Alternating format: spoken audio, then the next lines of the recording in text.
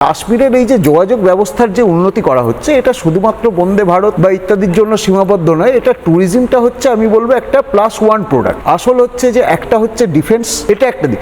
আর একটা জিনিস কিন্তু আমরা সবাই ভুলে যাই, কাশ্মীর কিন্তু শুধুমাত্র ট্যুরিস্ট স্পট না, কাশ্মীর এবং লাদাখ খনিজের ভান্ডার। আগামী দিনের যে, যেমন এখন পেট্রোলকে বলা হয় কালো সোনা, তেমনি আগামী দিনের যদি আমরা ধূসর সোনা বলি, সেটা হচ্ছে লিথিয়াম। সেই লিথিয়ামের একটা বিপুল ভান্ডার কিন্তু মজুত আছে লাদাখে।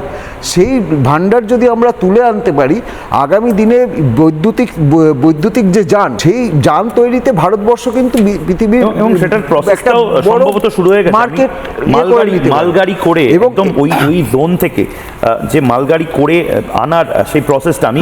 এবং আরেকটা, এই যে দেখবেন যে বিভিন্ন সময় বিভিন্ন বামপন্থী যে সংগঠনগুলো, তারা এই যুদ্ধ নয় শান্তি চাই, কেন ওখানে জল বন্ধ করা হলো, কাশ্মীরের আজাদি, অ্যাকচুয়ালি কিন্তু এগুলো এই বিজনেস ইন্টারেস্ট থেকে। ঠিক যে কারণে নকশাল আন্দোলনের সময় থেকে পশ্চিমবাংলার ইন্ডাস্ট্রিকে ধ্বংস করে দেওয়া হয়েছিল, চীনের যে মুক্ত অর্থনীতি তাকে সফল করতে এবং চীনের ইশারায়। ঠিক একই কারণে কিন্তু এরা কাশ্মীরের আজাদি এবং কাশ্মীর, অ্যাকচুয়ালি কিন্তু এদের কাশ্মীরের সাধারণ মানুষকে নিয়ে কোনো চিন্তাভাবনা নেই। এদের উদ্দেশ্যটা হচ্ছে ওই বিদেশি শক্তিগুলোর স্বার্থ পূরণ করা।